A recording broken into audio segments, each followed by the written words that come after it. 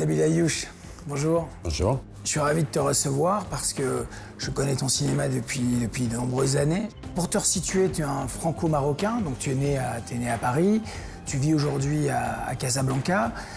Tu as fait énormément de films, chaque fois des films qui dépeignent les aléas tumultueux de la vie marocaine. Tu as fait Les Chevaux de Dieu, Much Love, qui a été très commenté à l'époque, Haut et Fort récemment, Grazia bien sûr et j'en passe.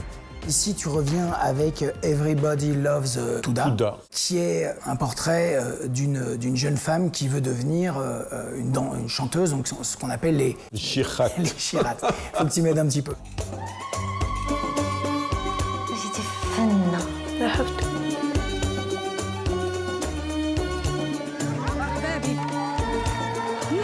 تغاون وانتي غا معايا قفا انا جايه نسوي ماشي باش تغاون الجوا يلا بيخو معانا خوتي يلا خليتي في سي ربيع عمر السيتيرنا ديالو انا ماشي قحبه كنغني.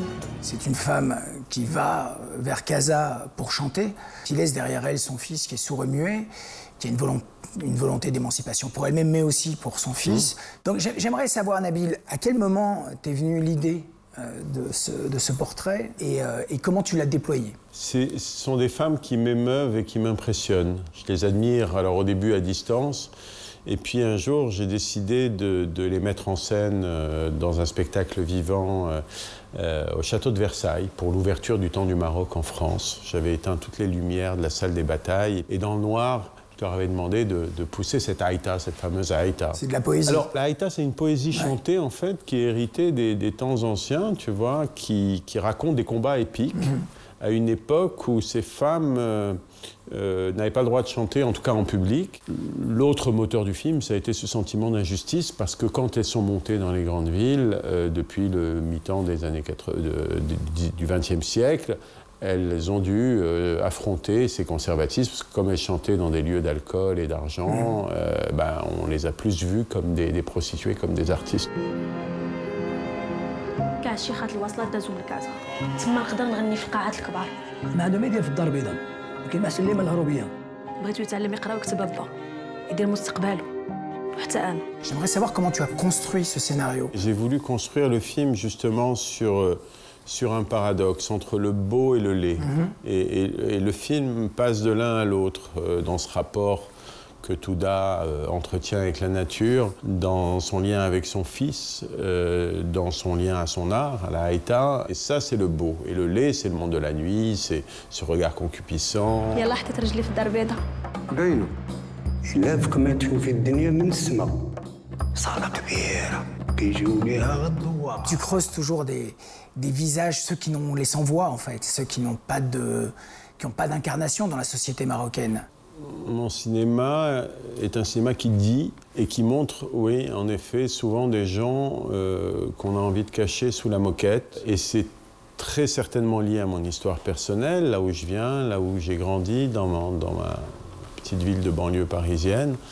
Mais ça vient aussi d'une rencontre, quand j'ai décidé de m'installer au Maroc, avec ces personnages qui vivent un petit peu à la marge et qui pourtant constituent soit des minorités sexuelles ou religieuses ou autres, une espèce de majorité de l'ombre silencieuse. Mesdames et messieurs, on accueille une vraie chikha. Une chikha venue des plaines avec son violoniste. Elle est là, on l'applaudit bien fort. Qu'est-ce qui t'a amené en fait, dans la modernité, dans la construction moderne de ces chanteuses-là, à aborder? J'attendais de rencontrer mon actrice. Et j'ai mis du temps à la rencontrer, Nisrine Radi. Ouais, qui jouait dans Adam. Et là, je me suis dit, avec Mariam, que le film... Mariam Touzani, qui est scénariste et avec toi, t'accompagne, et qui est réalisatrice du film Adam. De Adam, absolument. Oui, j'ai vu une espèce de personnage sans compromis, sans concession, avec un caractère très fort, qui était vraiment ce que je cherchais pour incarner mon héroïne.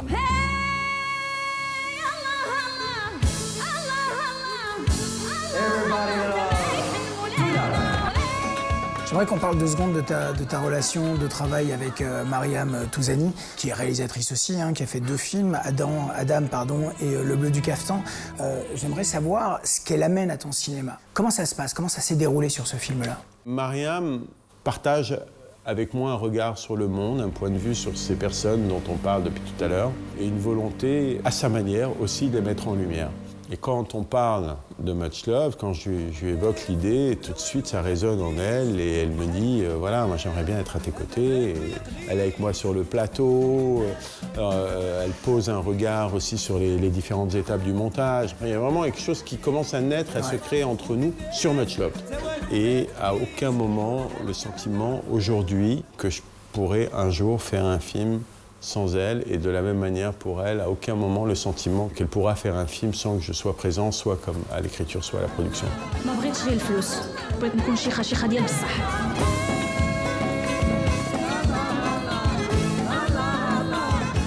J'ai une dernière question pour toi, Nabil. Quelle est la spécificité de l'identité marocaine aujourd'hui? Alors, je ne sais pas quelle est la spécificité de l'identité marocaine, mais ce que je sais, c'est que pour un être un peu hybride, comme je le suis, étant né en France d'une mère française, juive d'origine tunisienne, d'un père marocain, musulman, allant à l'école laïque, républicaine, j'ai eu du mal à me sentir appartenir à un groupe, à un ensemble, quand j'étais gamin, et que ça a pu peser sur mes épaules. Cette rencontre avec mon identité marocaine est arrivée grâce à la caméra. Et là, je me suis dit, ben finalement, peut-être que cette âme marocaine, je m'en sens si proche, parce que justement, elle va à la recherche de toutes ces identités plurielles. Je te remercie beaucoup, Nabil. Bravo pour ce film et bonne chance, bonne merde. Que tout se passe bien. Merci, Fabrice. Vous avez été sage comme des images cette année? Ça tombe bien, car la Hotte de Saint-Nicolas regorge de films cadeaux que vous avez bien mérités. Venez, venez, les séances vont commencer. Go. When does an empire die? Does it collapse in one terrible moment? No. No. But there comes a time when its people no longer believe in it. Don't let the now destroy the forever. Voici le film le plus libre et le plus fou du célèbre auteur d'Apocalypse Now. Francis Ford Coppola signe une épopée romaine rétro-futuriste qui confirme son incroyable talent créatif et visionnaire. Un péplum hallucinant, reflet de sa vision du monde très personnelle. The Pope is dead. The throne is vacant. What happened? They say a heart attack. Well gotten, Lawrence. It seems the responsibility for the conclave falls upon you. They are sequestered, and they must be shielded from all news that may influence their judgment. You understand? Le pape est mort, vive le pape? Pas vraiment non, car sa disparition risque de lever le voile sur un secret très compromettant pour l'Église catholique. Entre les murs sacrés du Vatican, Ralph Fiennes et Stanley Tucci tentent de découvrir la divine vérité. Vous en pensez quoi, vous, de celui-là? Qu'est-ce qu'il en sait, lui? Il est là pour faire le ménage. Ta gueule! Allez, casse-toi, c'est bon. T'as une sale tête. C'est pas parce que toi tu peux pas que moi je peux pas. Comment ça? Quoi? Qu'est-ce que tu fous? C'est quoi ce truc d'Obélix là? Je veux faire du fromage. Si je me fais le compter d'or, je peux me faire 30 000 balles, mon gars. Tu vas jamais la gagner, la médaille Totonne. Pourquoi? Coup de foudre à Cannes pour ce premier long-métrage signé Louise Courvoisier. Multi-récompensé, le film nous entraîne dans le Jura, sur les pas du jeune Totonne qui rêve de remporter le concours du meilleur comté de la région.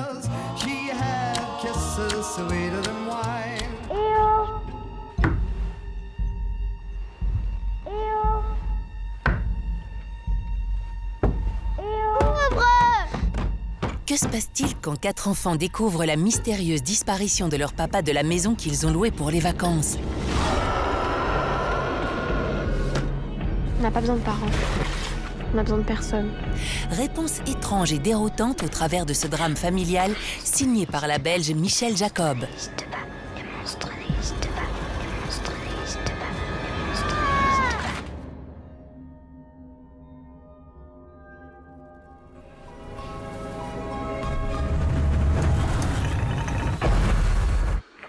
Guillaume de Noël, à vous! Desapareció en la cordillera. Vous êtes comme un frère pour lui. Saint-Exupéry, si vous partez le chercher, vous détruirez votre avion. Selon vous, qu'est-ce qu'il aurait fait à votre place? Il m'aurait sauvé, monsieur. Argentine, 1930. Bouleversé par la disparition de son ami pilote, Antoine de Saint-Exupéry, auteur du Petit Prince, part à sa recherche dans la cordillère des Andes. Originaire de la région, le réalisateur Pablo Agüero signe un biopic poétique. Kobe, il y a tous les voisins qui sont en train de te regarder. Hey, c'est des ça, les gars, hein. On peut être vraiment nous-mêmes qu'entre nous, non? Tous les jours, il est à sa fenêtre. Sublime. Mystérieux. Il a envoyé un message. Venez boire un verre à la maison et... Non. Ah non. Si. Oh, waouh.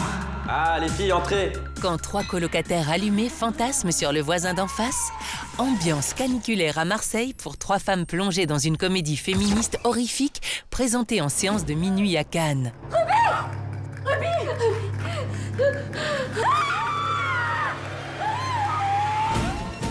À la semaine prochaine.